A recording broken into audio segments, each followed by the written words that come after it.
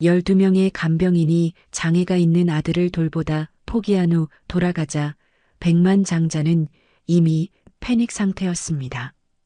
13번째로 오기로 한 간병인은 이렇다 할 스펙도 이력도 없었습니다. 하지만 그녀가 숨기고 있던 것이 있었습니다. 그날 오후 백만장자가 예고 없이 집에 돌아왔을 때 그는 심장이 멎을 만큼 충격적인 장면을 목격했습니다. 이야기가 궁금하시다면 구독과 좋아요 눌러주세요.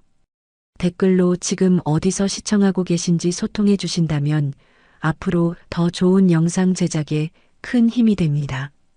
경기도 판교의 최고급 주택단지, 바깥 세상의 번잡함과 단절된 그곳에 미래기술그룹의 한민준 사장이 거주하는 현대식 저택이 고고하게 자리 잡았습니다.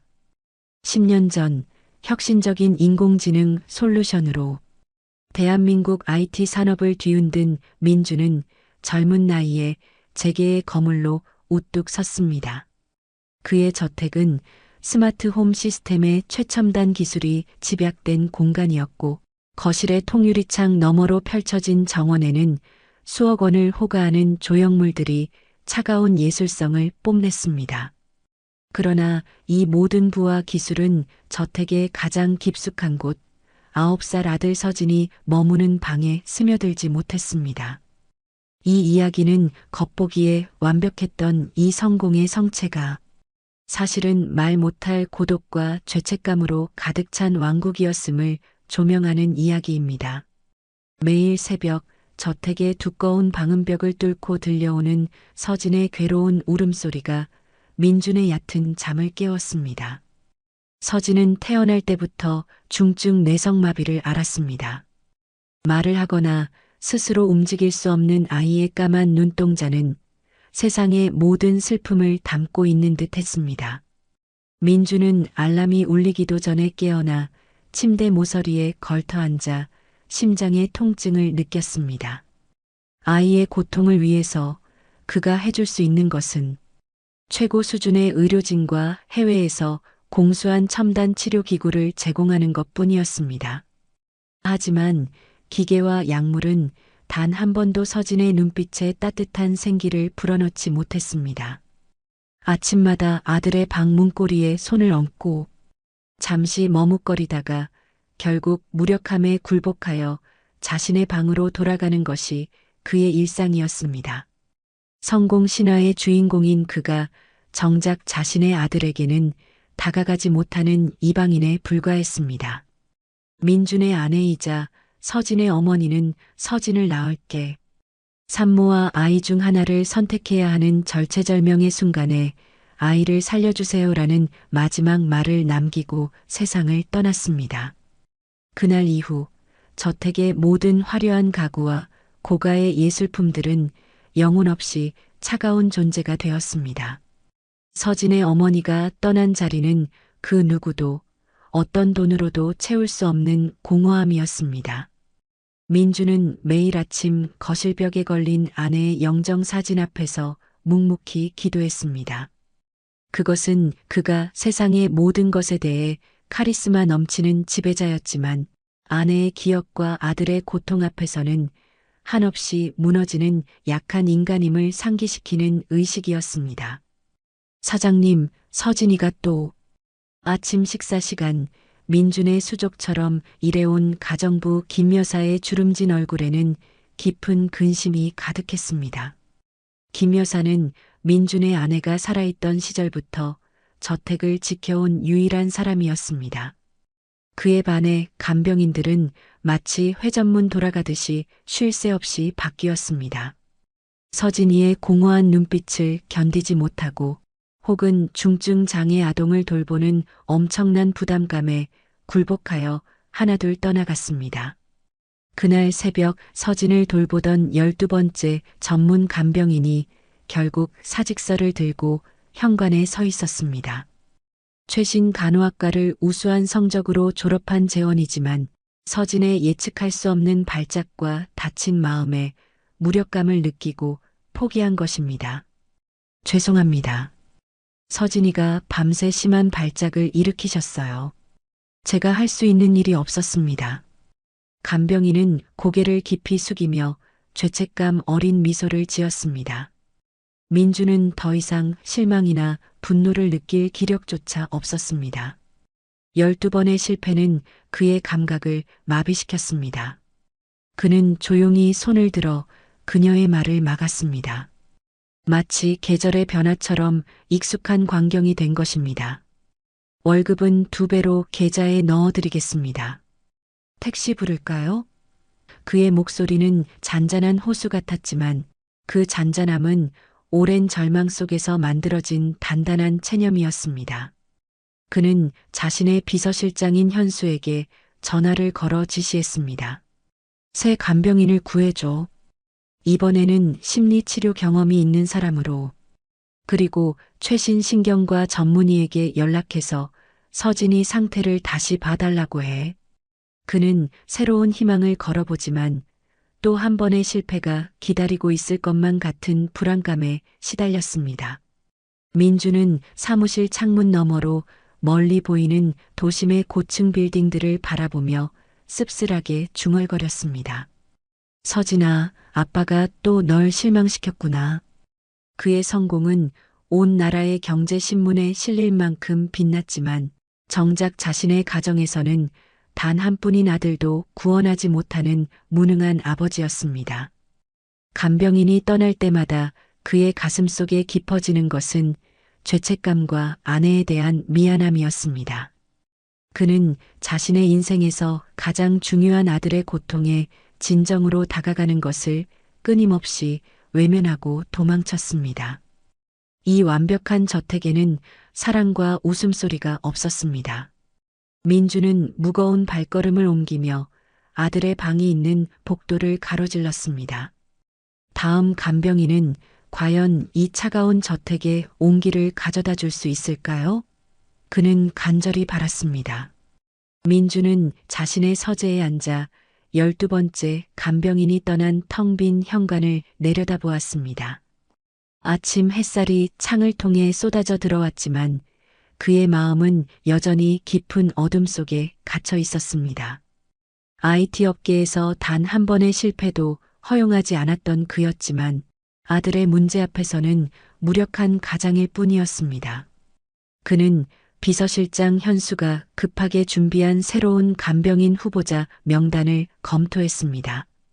화려한 이력과 자격증 목록은 그의 눈에 더 이상 의미를 갖지 못했습니다.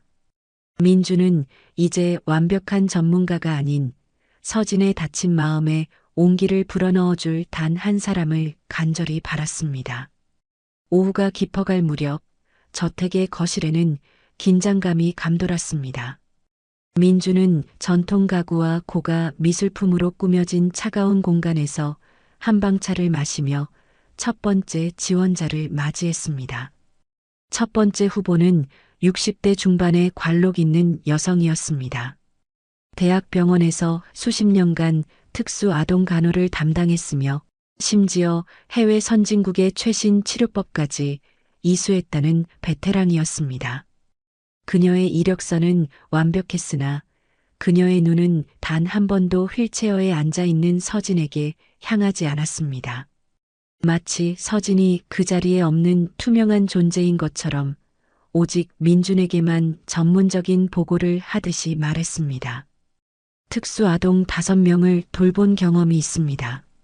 사장님, 서진이는 일반적인 뇌성마비 사례와는 조금 다릅니다.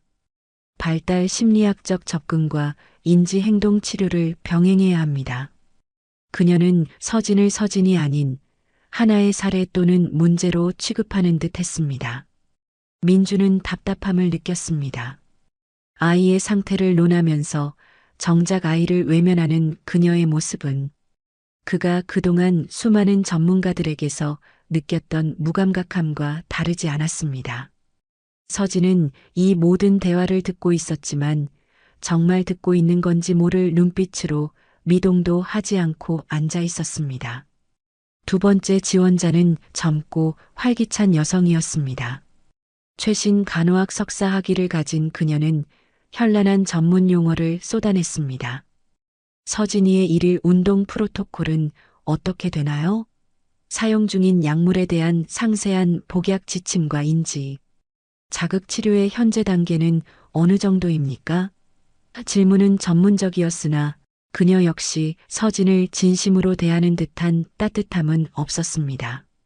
민주는 문득 서진의 눈빛에서 느껴지는 희미한 슬픔을 포착했습니다. 서진이 마치 아빠, 저 사람들도 나를 병이나 문제로 봐요라고 말하는 듯한 느낌이었습니다. 민준의 가슴이 무거워졌습니다. 그는 서진이 이 모든 상황을 정확히 이해하고 있다는 것을 알고 있었습니다. 이 모든 면접은 시간 낭비처럼 느껴졌습니다. 그들은 진정으로 서진에게 관심을 가진 것이 아니라 오직 최고 수준의 월급과 재벌가의 이력을 원하는 듯 했습니다. 사장님, 나머지 한 분 남았는데 어떻게 할까요? 가정부 김 여사가 조심스럽게 물었습니다. 민주는 창밖을 바라보았습니다. 깊어가는 가을 햇살 아래 저택의 정원 단풍나무가 붉게 물들어 있었습니다. 시간은 계속 흐르는데 아들과의 관계는 여전히 제자리 걸음이었습니다. 아니요, 만나보도록 하겠습니다. 민준이 한숨을 쉬며 말했습니다. 그때 저택 앞 넓은 주차장에 낡고 작은 소형 국산 택시 한 대가 멈춰 섰습니다. 이전에 왔던 지원자들이 타고 온 고급 수입차들과는 극명하게 대비되는 모습이었습니다. 민주는 무심히 현관 쪽을 바라보았습니다.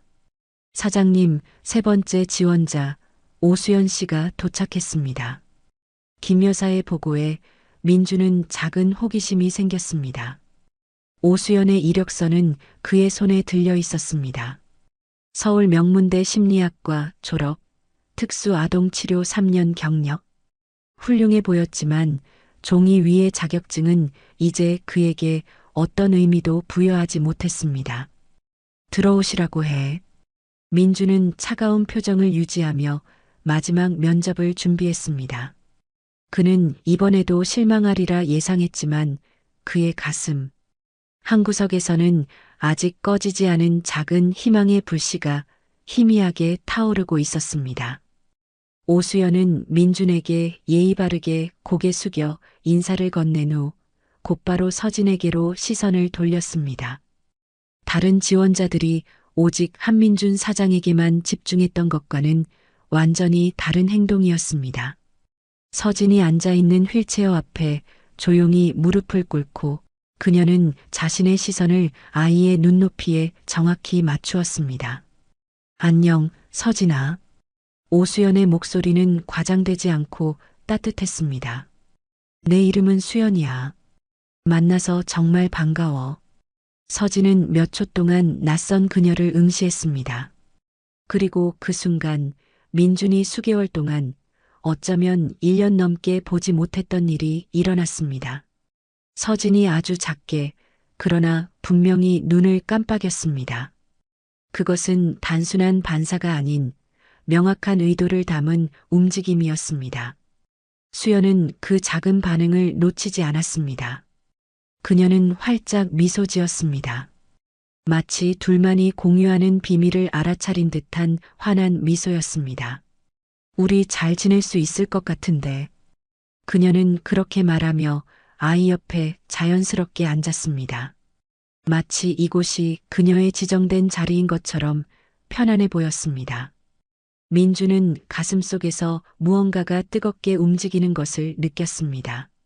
그것이 오랜 절망 끝에 찾아온 희망인지 아니면 또 다른 실망을 향한 불안의 시작인지는 알 수 없었습니다. 민주는 이력서를 내려다보며 굳은 목소리로 물었습니다. 서울 명문대 심리학과를 졸업하셨더군요. 하지만 이전 직장 경력이 짧아 보입니다. 수연은 고개를 들지 않고 서진의 작은 손을 부드럽게 잡으며 대답했습니다. 네, 맞습니다. 하지만 학위보다 중요한 건 아이와 마음으로 소통하는 능력이라고 생각합니다. 그녀의 대답은 솔직했고 재벌가의 사장 앞에서 주눅 들지 않는 당당함이 있었습니다. 민준이 재차 물었습니다. 다른 지원자들은 인상적인 자격증과 경력을 가지고 있습니다만 당신은 민준이 말을 맺지 못하자 수연이 조용히 끼어들었습니다. 저는 자격증보다 마음을 가지고 왔습니다. 사장님. 서진이가 필요한 것은 또 다른 치료사가 아니라 친구입니다. 그리고 저는 제 동생을 통해 많은 것을 배웠습니다. 제 동생은 서진이와 비슷한 발달 장애를 앓다가 5년 전에 죽었습니다. 수연의 눈에는 거짓된 동정이나 과장된 전문성이 아닌 진짜 경험에서 우러나오는 깊은 슬픔과 진실함이 있었습니다. 민주는 그녀의 눈빛에서 깊은 진실을 읽었습니다. 아픔을 겪어본 사람만이 가질 수 있는 깊이였습니다. 그 순간 서진이가 다시 한번 눈을 깜빡였습니다. 이번에는 민준도 그 움직임을 분명하게 볼 수 있었습니다.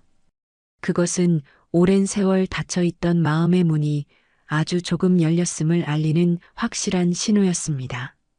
당신의 방식이 특별해 보이는군요. 민주는 조심스럽게 말했습니다. 특별하지 않습니다. 단지 인간적일 뿐입니다. 수연은 서진의 손을 잡은 채 놓지 않았고 놀랍게도 아이는 그녀의 손길을 거부하지 않았습니다.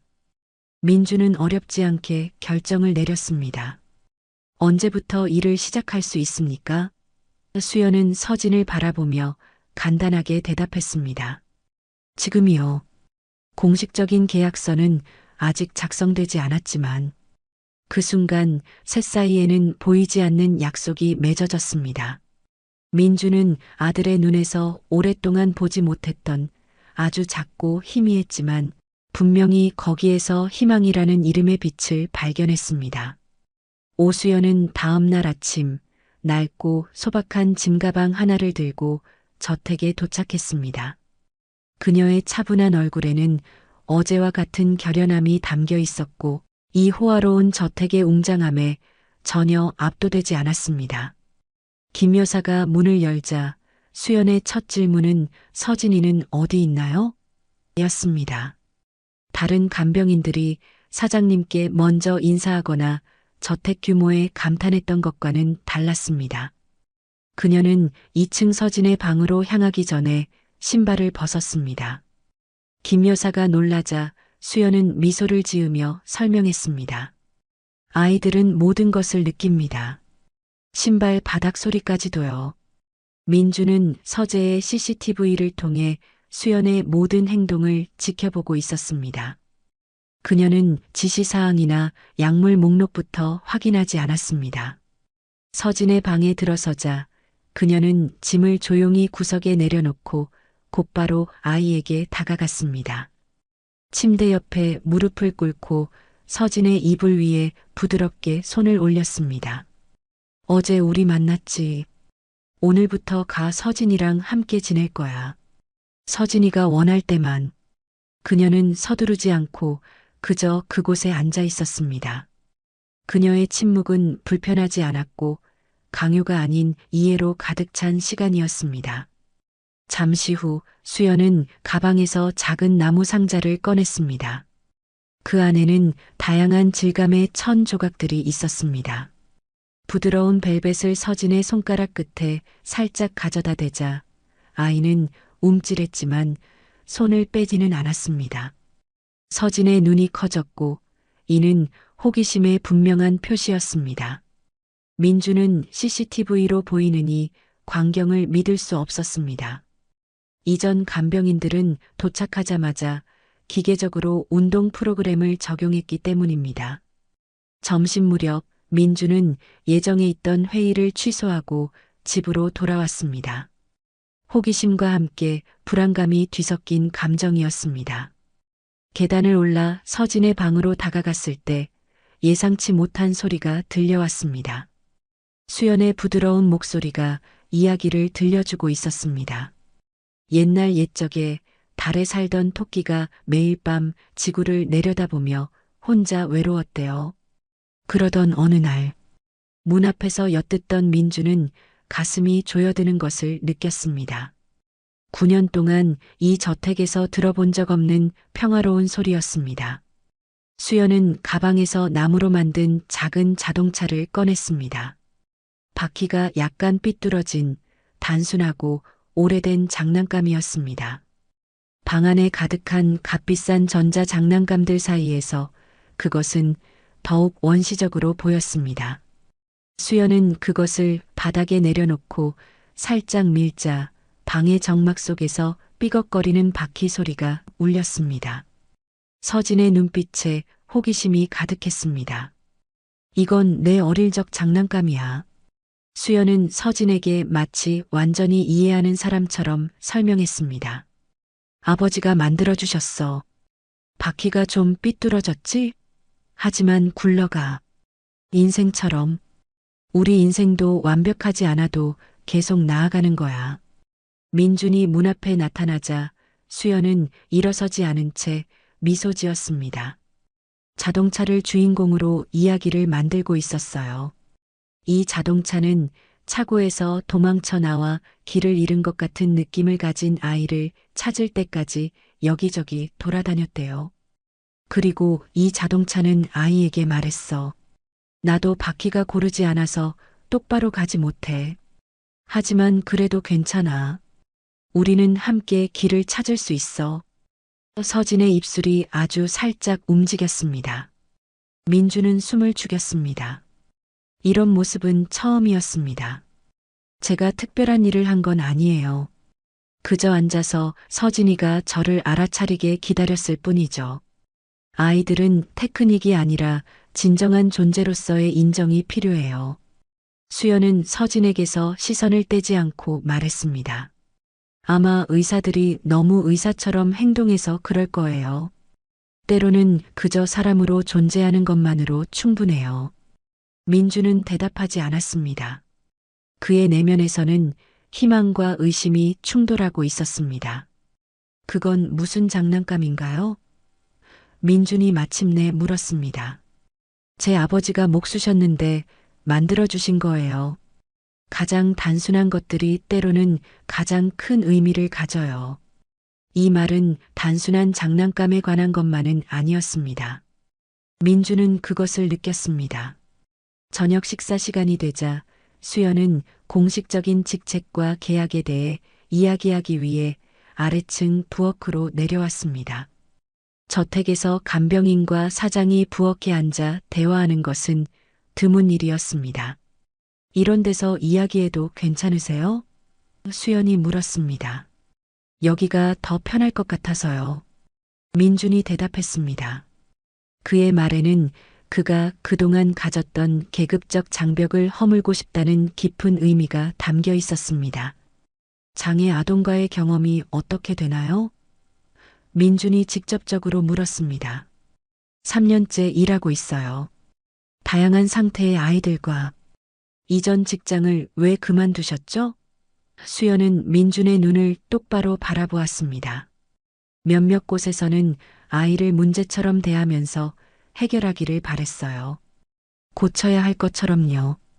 저는 그런 식으로 일할 수 없습니다. 모든 아이는 있는 그대로 소중하니까요. 민주는 눈썹을 찌푸렸습니다. 서진이는 결코 그렇게 대해지지 않았습니다. 그가 방어적으로 말했습니다. 아마 직접적으로는 아니었을 거예요. 수연이 부드러운 목소리로 말했습니다. 하지만 때로는 사랑의 부재도 일종의 대우입니다. 사장님, 방 안의 공기가 갑자기 무거워졌습니다. 민주는 차를 테이블에 약간 세게 내려놓았습니다. 내 아들에게 사랑이 부족하다고 말하고 싶은 겁니까? 수연은 물러서지 않았습니다. 꼭 그런 건 아니지만 단지 어떤 아이들은 사랑을 다른 방식으로 받아들인다는 겁니다. 서진이는 특별한 아이고 그래서 그와 나눌 수 있는 특별한 언어를 개발해야 합니다. 민주는 당황했습니다. 재계에서 그를 두려워하지 않는 사람은 거의 없었습니다. 그러나 이 여성은 달랐습니다. 당신 말이 맞을지도 모르겠군요. 그가 마침내 인정했습니다. 하지만 어떻게 시작해야 할지 모르겠어요. 나는 너무 서진이가 멀리 있는 것 같아요. 멀리 있는 게 아니라 다른 방식으로 여기 있는 거예요. 세상의 모든 고급 장난감보다 진심 어린 접근이 더 중요합니다. 민주는 서류를 살펴보았지만 여전히 그의 마음속에는 불편함과 함께 새로운 희망이 공존했습니다. 그럼 저도 배울 수 있을까요? 서진이의 언어를. 수연의 얼굴에 따뜻한 미소가 번졌습니다. 이미 배우고 계시잖아요. 그 첫 웃음소리를 알아차리셨잖아요. 그게 시작입니다. 민주는 결심했습니다. 언제부터 시작할 수 있나요? 수연이 간단히 대답했습니다. 지금이요. 수연이 서진과 함께 지내기 시작한 지 며칠이 지나자 저택의 아침은 놀랍게도 변하기 시작했습니다. 서진의 방에서는 더 이상 괴로운 울음소리가 아닌 수연의 부드러운 노랫소리가 들려왔습니다. 민주는 매일 아침 샤워를 마치고 이 소리에 귀를 기울였습니다. 반짝반짝 작은 별 아름답게 비치네. 라는 오래된 자장가는 복도를 따라 흘러와 민준의 가슴을 울렸습니다. 수연은 거창한 약속이나 화려한 기술 없이 오직 서진의 시간을 존중하는 방식으로 모든 것을 다르게 만들었습니다. 방 한쪽 구석에는 최고가의 교육용 태블릿과 터치 스크린 장비들이 상자 그대로 쌓여 있었지만 수연은 그것들에 손을 대지 않았습니다. 대신 며칠 후 수연은 낡은 상자를 가져왔습니다. 그 안에는 수채 물감, 파스텔, 그리고 그녀가 직접 바느질한 약간 삐뚤어진 천인형이 있었습니다. 이 인형, 서진이 너한테 줄까? 수연이 강요하지 않는 미소를 지으며 서진에게 물었습니다. 서진은 대답하지 않았지만 그의 눈은 인형에 고정되었습니다. 수연은 그것을 서진이 옆 베개에 놓았습니다. 이 인형의 이름을 지어줄래? 내가 원하면 그렇게 해도 돼. 아니면 내가 지어도 되고. 서진의 눈이 희미하게 반짝였습니다. 민주는 이 모든 것을 사무실 태블릿으로 지켜보며 심장이 빠르게 뛰는 것을 느꼈습니다. 수연은 그날 오후 서진의 방에서 잔잔한 클래식 음악을 틀었습니다. 차이콥스키의 호두까기 인형 모음곡이었습니다. 수연이 서진과 함께 지낸 지 보름이 되던 날 밤 깊은 어둠 속에서 저택에 비상 상황이 발생했습니다. 서진이 격렬한 발작을 일으킨 것입니다. 침대 위에서 몸을 뒤틀기 시작했고 온 근육이 긴장되었으며 얼굴이 붉게 변했습니다. 목구멍에서 힘겹게 나오는 신음소리가 고요한 저택을 가득 채웠습니다. 수연은 즉시 방으로 달려갔고 민준도 곧바로 그 뒤를 따랐습니다. 민준은 평소라면 이런 상황을 피하거나 문간에 서서 마비된 채 지켜보기만 했을 것입니다. 하지만 오늘은 달랐습니다. 그의 발걸음은 주저하면서도 멈추지 않았습니다. 수연은 침착했습니다. 그녀는 방에 불을 끄고 창가에 작은 등만 켜두었습니다. 그리고는 서진의 머리를 부드럽게 바로잡고 첫날부터 흥얼거리던 멜로디를 낮은 목소리로 부르기 시작했습니다. 괜찮아, 서진아. 나 여기 있어. 내 곁에 있을게. 그녀의 목소리는 흔들림이 없었고 손길은 안정적이었습니다. 발작이 계속되는 동안에도 그녀는 평온을 유지했습니다. 민주는 문간에 서서 꼼짝도 하지 못했습니다. 아들의 고통을 보는 것은 여전히 그를 마비시키는 것 같았지만 수연의 침착한 모습에서 그는 한 줄기 용기를 얻었습니다. 내가 뭘 도울 수 있을까요? 민준이 마침내 입을 열었습니다. 그의 목소리는 불안하게 떨렸습니다. 수연은 민준을 잠시 놀란 듯 바라보았지만 곧 단호하게 말했습니다. 따뜻한 수건을 가져와 주세요. 그리고 여기 와서 서진이의 손을 잡아주세요. 민준은 머뭇거렸습니다. 수건을 가져오는 것은 쉬웠지만 아들의 손을 잡는 것은 수년 동안 하지 않았던 일이었습니다. 그는 아들의 몸에 손을 대는 것 자체가 혹시라도 고통을 가중시킬까 두려워했습니다. 손을 잡아주는 게 정말 도움이 될까요? 민준이 물었습니다. 모든 접촉은 의미가 있어요.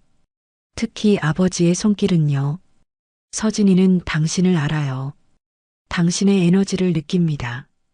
사장님, 수연은 서진을 다루는데 주저함이 없었고 민준에게도 강력한 확신을 주었습니다. 민준은 천천히 다가가 아들의 손을 잡았습니다. 서진의 작은 손은 땀에 젖어 있었지만 그 안에 약하게 뛰는 생명력이 느껴졌습니다.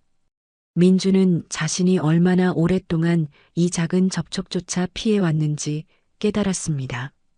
그래, 서진아. 아빠 여기 있어. 괜찮아.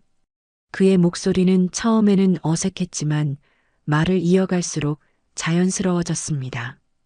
어린 시절 그의 아버지가 그에게 해주지 못했던 말들, 그 자신도 아들에게 해주지 못했던 위로의 말들이 그의 입에서 흘러나왔습니다. 발작은 길게 20분가량 지속되었습니다.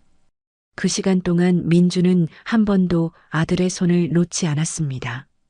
그의 큰 손 안에 서진의 작은 손이 갇혀 있었고 그 두 손의 연결은 그들에게 고통을 견디는 힘을 주었습니다. 서진이가 마침내 진정되었을 때 수연은 아이를 품에 안고 바닥에 앉아 부드럽게 흔들어 주었습니다. 이런 발작이 자주 있나요? 수연이 서진의 머리카락을 쓰다듬으며 물었습니다. 어릴 때부터요. 의사들은 정상적인 일이라고 하지만 이럴 때마다 전혀 적응이 안 되고 보기만 할 수 있다는 게 끔찍했어요. 민주는 여전히 문을 떠나지 않고 서 있었습니다. 그동안 당신은 아들과 함께 있어주지 않았군요. 수연의 목소리에는 비난이 아닌 단순한 사실에 대한 궁금증만이 담겨 있었습니다. 민주는 말을 찾지 못했습니다. 할 수 없었어요. 보기만 해도 너무 힘들어서. 수연은 고개를 끄덕였습니다. 이해해요. 정말로. 하지만 어쩌면 우리가 함께 시도해야 할지도 몰라요. 서진이는 당신을 느껴요. 당신의 존재를. 당신이 두려워 도망치는 것을. 민준이 날카롭게 말했다가 목소리를 부드럽게 바꿨습니다. 도망치는 게 아니에요. 단지 어떻게 도와야 할지 모르겠어요. 그저 여기 있어 주세요. 수연이 서진을 부드럽게 침대에 다시 눕히며 말했습니다. 때로는 가장 어려운 일이 가장 단순한 것이기도 해요. 그날 밤 민주는 난생 처음으로 아들의 방에서 밤을 보냈습니다. 안락 의자에 앉아 잠든 서진을 지켜보았습니다. 그는 아들을 버리지 않았고 처음으로 고통을 정면으로 마주했습니다. 이 경험을 통해 민주는 자신의 무력함이 아닌 아버지의 존재가 가진 힘을 깊이 깨달았습니다. 이 음악은 작은 소녀 마리와 호두까기 인형의 이야기야. 수연은 바닥에 앉아 서진에게 설명했습니다. 사람들은 종종 겉모습만 보고 판단하지. 하지만 진짜 중요한 건 안에 있는 거야. 이 호두까기 인형은 겉으로 보기에는 못생겼지만 사실은 마법에 걸린 왕자였어. 민주는 곧 중요한 해외 투자자와의 화상 회의를 시작해야 했지만 태블릿 화면을 끌 수 없었습니다. 그는 이 이야기가 단지 동화만은 아니라는 것을 알았습니다. 그것은 서진이에 관한 이야기였고 어쩌면 그 자신에 관한 이야기이기도 했습니다. 며칠 후 수연은 또 다른 오래된 목재 상자를 가지고 왔습니다. 그 안에는 다양한 색상의 천 조각들이 정성스럽게 정리되어 있었습니다. 이건 퀼트를 만드는 거야, 서진아. 여러 천 조각을 이어 붙여서 하나의 큰 담요를 만드는 거지. 각각의 조각들은 그 자체로는 작고 불완전해 보이지만 함께 모이면 아름다운 무언가를 만들어내지. 수연은 서진의 손을 부드럽게 잡고 천 위에 올려놓았습니다. 아이의 손가락이 천 위에서 미세하게 움직였습니다. 느껴지니? 이건 인생과 같아. 바로 그 순간 민준이 조용히 방에 들어섰습니다. 그는 문간에 서서 지켜보았습니다. 수연은 서진과 함께 바닥에 앉아 인사를 하려고 일어서지 않았습니다. 오늘은 우리가 같이 문의를 정해볼까? 내가 좋아하는 천조각을 골라볼래? 서진의 눈이 밝은 푸른색 천조각에 머물렀습니다. 아주 작은 신호였지만 수연은 즉시 알아차렸습니다. 파란색이 좋구나. 좋은 선택이야. 파란색은 하늘과 바다의 색이지. 자유와 평화를 상징해. 민주는 숨을 죽였습니다. 아들이 어떤 선택을 했다는 개념 자체가 그를 놀라게 했습니다. 수연 씨, 민준이 마침내 입을 열었습니다. 서진이가 선택을 했어요? 정말 그런 거예요? 수연이 확신에 찬 목소리로 말했습니다. 네, 진짜 서진이의 선택이었어요. 서진이는 우리가 생각하는 것보다 훨씬 더 많이 이해하고 느끼고 원합니다. 단지 표현하는 방식이 다를 뿐이죠. 민주는 조심스럽게 물었습니다. 저도 참여할 수 있을까요? 수연의 얼굴에 따뜻한 미소가 번졌습니다. 물론이죠. 서진이도 좋아할 거예요. 민주는 아들 옆에 조심스럽게 무릎을 꿇고 앉았습니다. 고급 정장을 입은 IT 기업의 사장이 바닥에 앉아 천조각을 만지는 모습은 어색했지만 그 순간 그는 단지 아들을 사랑하는 아버지일 뿐이었습니다. 파란색이 마음에 드는구나. 민준이 떨리는 목소리로 말했습니다. 나도 파란색을 좋아해. 내 엄마도 좋아했단다. 서진의 눈이 아버지를 향했습니다. 짧은 순간 눈빛 속에서 무언가 교환되었습니다. 교감의 다리가 놓이는 순간이었습니다. 저녁 식사 시간이 되자 민주는 평소처럼 서재에서 홀로 식사를 하는 대신 서진의 방으로 올라왔습니다. 괜찮다면 오늘은 아들과 함께 식사하고 싶습니다. 수연은 놀란 기색 없이 고개를 끄덕였습니다. 방 한쪽에 놓인 작은 식탁에는 전통 한식이 정갈하게 차려져 있었습니다. 매일 이렇게 식사하나요? 민준이 물었습니다. 네. 함께 먹는 것은 중요해요. 서진이도 가족의 일부임을 느끼게 해주니까요. 민주는 자신이 얼마나 많은 식사를 아들 없이 해왔는지 생각했습니다. 수연은 서진이의 식사를 부드럽게 갈아먹기 쉽게 만들었지만 그들이 먹는 것과 같은 재료로 만들었습니다. 서진이도 함께 식사하는 사람들과 같은 맛을 경험해야 해요. 음식의 즐거움을 느낄 권리가 있으니까요. 민주는 서진의 식사가 그동안 영양사가 짜준 메뉴를 간병인들이 기계적으로 먹였다는 것을 깨달았습니다. 수연의 말대로라면 서진이는 그동안 항상 혼자서 밥을 먹었던 것입니다. 자, 서진아, 오늘은 된장찌개야. 내가 좋아하는 거지? 수연이 말했습니다. 민주는 놀랐습니다. 서진이가 된장찌개를 좋아한다고요? 네. 향을 맡을 때 표정이 달라져요. 아마 익숙한 냄새가 안정감을 주는 것 같습니다. 식사가 진행되는 동안 수연은 자연스럽게 서진에게 음식을 먹였습니다. 이건 시금치 나물이야. 봉자 아주머니가 밭에서 기른 거래. 민주는 아들이 음식을 삼키는 모습을 유심히 지켜보았습니다. 서진의 눈에서 미세한 반응들이 보였습니다. 식사를 마치고 놀랍게도 서진은 고개를 살짝 돌려 수연의 손길을 받아들였습니다. 봤어요? 수연이 민준에게 속삭였습니다. 그가 허락한 거예요. 작은 움직임이지만 중요한 의미가 있어요. 그날 밤 민준은 오랜만에 편안한 마음으로 잠자리에 들었습니다. 그는 서재로 내려가 조용히 수연을 불렀습니다. 수연 씨에 대해 더 알고 싶습니다. 서진이를 이렇게 잘 이해하는 사람은 처음 봤어요. 수연은 차를 받아들며 잠시 침묵했습니다.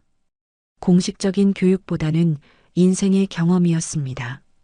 제 남동생 지훈이도 서진이와 비슷했어요. 자폐증이 있었죠.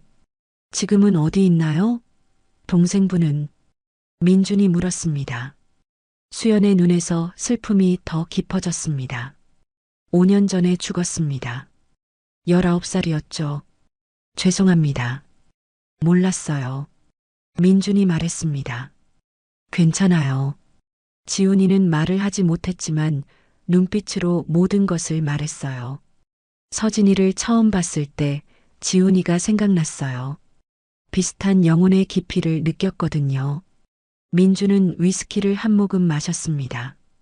그래서 이 일을 시작하게 된 건가요? 네. 지훈이가 죽은 후 저는 목적을 잃었어요. 대학에서 심리학을 공부했지만 진짜 이해는 책에서 오는 게 아니라 마음으로 듣는 법을 배우는 데서 온다는 걸 깨달았죠. 지훈이는 음악을 좋아했어요. 지훈이가 죽기 전날 밤 저는 그에게 노래를 불러줬어요. 그게 마지막 선물이었죠. 민주는 수연의 이야기에서 자신의 모습을 보았습니다. 비슷한 고통, 비슷한 무력감.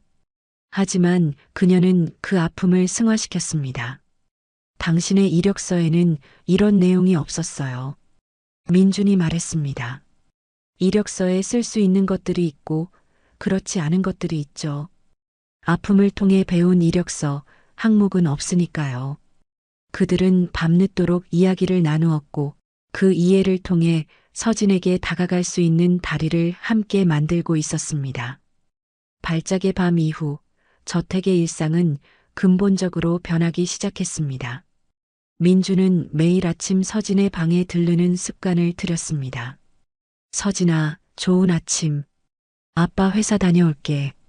단순한 인사였지만 그는 그 말을 하는 동안 아들의 눈을 바라보는 법을 배웠습니다. 처음에는 어색했지만 날이 갈수록 그 시선은 자연스러워졌고 민주는 서진의 미세한 반응들을 읽어낼 수 있게 되었습니다. 수연은 이런 변화를 조용히 지켜보았습니다. 그녀는 어떤 것도 지시하거나 요구하지 않고 그저 민준이 스스로 아들에게 다가가기를 기다렸습니다. 수연이 온 지 한 달이 되자 서진의 방에서는 밤중 울음소리가 완전히 사라졌습니다. 민주는 이 변화를 깨닫고 놀라움을 금치 못했습니다. 그는 이제 퇴근 후 곧바로 아들의 방으로 향했고 서진과 함께 지압요법을 진행했습니다. 수연은 민준에게 옛 한의학 명인에게 배운 전통 치료법을 가르쳐 주었습니다. 이렇게 원을 그리듯이 문지르세요. 사랑하는 마음으로요. 민준의 크고 단단한 손이 서진의 작은 손바닥 위에서 조심스럽게 움직일 때 서진의 눈은 아버지의 얼굴에 고정되었습니다. 그들의 시선이 마주칠 때마다 민주는 말로 설명할 수 없는 따뜻함과 무언가 아들과 연결된 것 같은 감정을 느꼈습니다. 어느 날 오후 수연은 서진에게 공룡에 관한 화려한 그림책을 보여주고 있었습니다. 민주는 중요한 중역회의에 참석해야 했지만 회의를 미루고 서재에서 태블릿을 통해 이 모습을 지켜보고 있었습니다. 수연이 공룡의 왕인 티라노사우루스를 보여주었을 때 서진은 아무 반응이 없었습니다. 수연은 페이지를 계속 넘겼습니다. 스테고사우루스, 브라키오사우루스, 그리고 마침내 트리케라톱스 그림이 펼쳐졌습니다. 뿔이 3개 달린 이 공룡의 그림을 보자마자 서진의 입에서 짧고 쉰 듯한 소리가 터져 나왔습니다. 푸, 후. 그것은 부정할 수 없는 웃음소리였습니다. 수연은 움직임을 멈췄습니다. 그녀의 눈가에 눈물이 맺혔지만 그녀는 흘리지 않았습니다. 들었어. 고마워, 서진아. 그녀가 서진의 손 위에 자신의 손을 올려놓고 속삭였습니다. 태블릿으로 이 장면을 지켜보던 민주는 영상을 멈추고 되감기에서 그 소리를 다시 들었습니다. 작고 억제된 소리였지만 분명히 아들의 웃음이었습니다.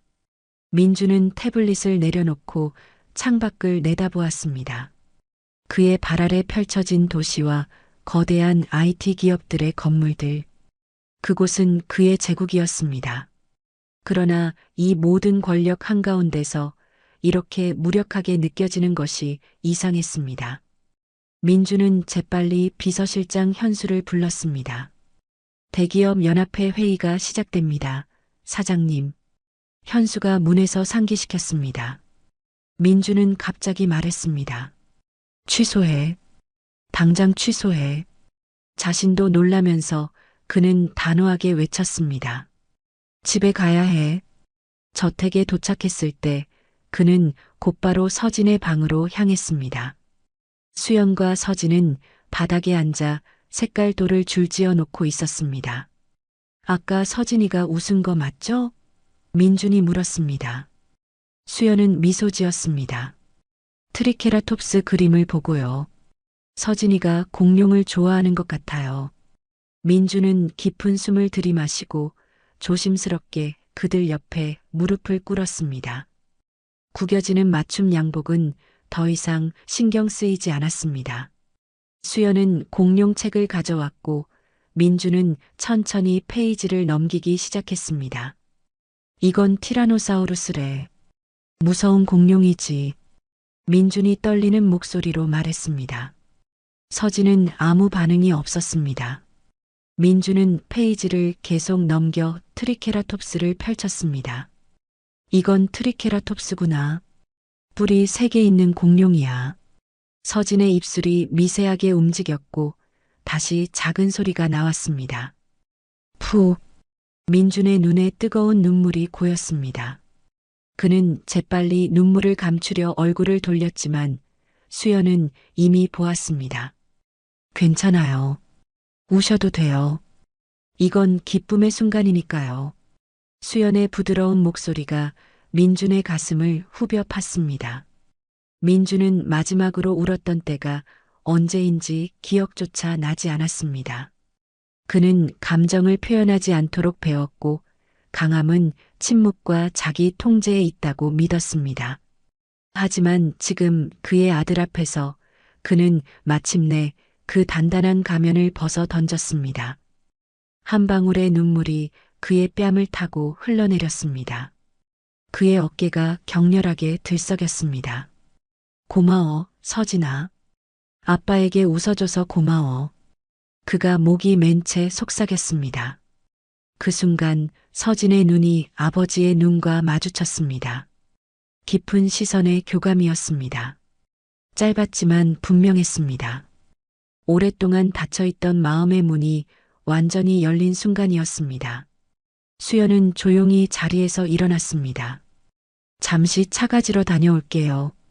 그녀는 아버지와 아들에게 필요한 둘만의 시간임을 알았습니다. 문을 닫으며 그녀는 미소를 지었습니다. 작은 기적이 일어나고 있었습니다. 이 순간 민주는 아들에게 진정한 아버지가 되었고 서진은 아버지를 세상에서 가장 사랑하는 사람으로 받아들였습니다. 서진이 웃음을 터뜨린 극적인 순간 이후 수연과 민준의 노력은 더욱 결실을 맺기 시작했습니다. 수연이 온 지 한 달 반이 되던 날 민준은 정기 검진을 위해 서울 명문대 병원 신경과 팀을 저택으로 불렀습니다. 김민우 교수를 필두로 한 의료진은 여전히 의례적이고 경직된 태도였습니다. 민주는 그들을 곧바로 서진의 방으로 안내했습니다. 오늘은 서진이가 가장 편안함을 느끼는 공간에서 검진했으면 합니다. 김 교수는 의아했지만 사장의 지시를 따랐습니다. 수연은 김 교수에게 서진의 상태를 설명해 줄 것을 요청했습니다. 교수님, 먼저 서진이에게 무슨 일이 일어날지 설명해 주시겠어요? 그가 알아야 합니다. 김 교수는 놀랐습니다. 그는 보통 보호자에게만 이야기했기 때문입니다. 하지만 김 교수는 서진에게 몸을 낮추어 설명했습니다. 서진아, 오늘 너의 건강 상태를 확인하러 왔단다. 몇 가지 간단한 검사를 할 거야. 괜찮겠니? 놀랍게도 서진은 눈을 명확하게 깜빡여 동의를 표시했습니다. 검진이 진행되는 동안 김 교수와 팀원들은 점점 더 놀라움을 감추지 못했습니다. 서진의 근육 긴장도가 이전보다 눈에 띄게 개선되었고 시각적 자극에 대한 반응도 분명히 향상되었습니다. 이게 어떻게 된 일입니까? 마침내 김 교수가 물었습니다. 6개월 전과 비교해 상당한 변화가 있습니다. 민주는 수연을 바라보았습니다. 수연이 고개를 끄덕이자 민주는 그동안의 한의학 치료와 매일의 지압요법 그리고 정서적 교류에 대해 설명했습니다. 김 교수의 표정은 굳어졌습니다. 그런 비과학적인 방법에 의존하시다니 유감입니다. 최신 약물 치료와 물리 치료가 더 효과적일 텐데요. 민주는 차분하게 대답했습니다. 결과가 말해주고 있지 않습니까? 교수님의 과학적 방법으로는 9년간 변화가 없었습니다. 하지만 지금은 다릅니다. 우리는 지금 방식을 유지할 겁니다. 효과가 있으니까요. 방 안에는 긴장감이 감돌았습니다. 김 교수는 더 이상 반박하지 못하고 임상 기록의 변화를 기록해 두겠습니다. 다음 검진은 3달 후로 앞당기는 게 좋겠군요. 라고 말했습니다. 의사들이 떠난 후 민주는 기쁨을 감추지 못했습니다. 들었어요? 변화가 있대요. 수연은 미소 지었습니다. 우리는 이미 알고 있었잖아요. 중요한 건 테스트 결과가 아니라 서진이의 행복이에요. 김 교수의 방문 후 민주는 특별한 제안을 했습니다. 서진이를 바다에 데려가고 싶어요. 수연은 미소를 지었습니다. 멋진 생각이에요.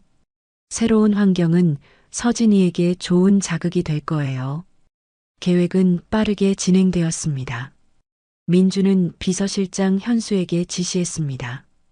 울산공단의 대형 IT 프로젝트 계약건 협상을 하루 미뤄. 오늘은 가족과 함께 보낼 거야. 가족이라는 단어가 현수의 귀에는 낯설게 들렸습니다. 민준이 그런 표현을 쓰는 것은 처음이었습니다. 토요일 아침 해가 뜨기 시작할 무렵 그들은 출발했습니다. 민주는 서진의 특수 휠체어가 들어갈 수 있는 편안한 미니밴을 직접 운전했습니다. 서진아, 오늘은 바다에 가는 날이야. 수연이 서진의 옷을 입히며 설명했습니다. 파도 소리도 듣고 바다 냄새도 맡을 수 있을 거야. 울산에서 1시간 거리에 있는 조용하고 한적한 해변에 도착했습니다. 민주는 서진의 휠체어를 데크 위로 조심스럽게 밀었습니다. 서진의 눈은 끝없이 펼쳐진 푸른 바다를 향했습니다. 민주는 아들의 귓가에 속삭였습니다. 서진아, 아빠는 내가 태어났을 때 세상에서 가장 위대한 사람이 되기를 바랐어. 하지만 이제 알았어. 민준의 목소리가 떨렸습니다. 내가 이미 위대하다는 걸. 그냥 내가 너라는 것만으로도 충분히 위대해. 수연은 서진의 손가락이 파도의 리듬에 맞춰 미세하게 움직이는 것을 민준에게 보여주었습니다. 민준은 아들의 손을 잡고 어릴 적 자신의 아버지에게 들었던 고기잡이 이야기를 들려주었습니다. 점심시간이 되자 수연은 직접 만든 김밥과 유부초밥 그리고 서진을 위한 특별한 전복죽을 꺼냈습니다. 민주는 오랜만에 손으로 직접 만든 김밥과 따뜻한 음식을 먹었습니다. 정말 맛있네요. 그가 진심으로 말했습니다. 바다에서의 하루는 짧게 느껴졌고 해가 서서히 기울기 시작했습니다. 민주는 차에 오르기 전 문득 깨달았습니다. 이것이 바로 가족이라는 것을. 그동안 그가 그토록 추구했던 성공과 권력은 이 단순한 행복에 비하면 아무것도 아니었습니다. 오늘 이야기를 끝까지 들어주셔서 감사합니다. 영상 보시고 느끼신 감정, 댓글로 함께 나눠주세요. 여러분의 한마디가 누군가에겐 큰 위로가 될 수 있습니다. 영상이 마음에 드셨다면 구독과 좋아요로 응원 부탁드립니다.